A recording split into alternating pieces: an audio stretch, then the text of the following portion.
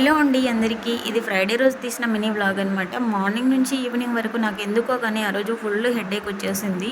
నాకు ఎంత బాగలేకపోయినా యూట్యూబ్‌లో వీడియోలు అయితే నేను అసలు స్టాప్ చేసేదాన్ని కాదు. అలాంటిది నాకు ఒకే ఒక కామెంట్ వల్ల చాలా చాలా హర్ట్ అయిపోయానండి. బ్యాడ్ కామెంట్లు అనేటివి కొన్ని కొన్ని వస్తూ ఉంటాయి. నేను పాజిటివ్‌గానే తీసుకున్నాను. కానీ ఈ కామెంట్ అయితే నాకు భలే బాధ అనిపించిందనమాట. నేను ఇప్పటికి కూడా దాని నుంచి కోలుకోలేకున్నాను.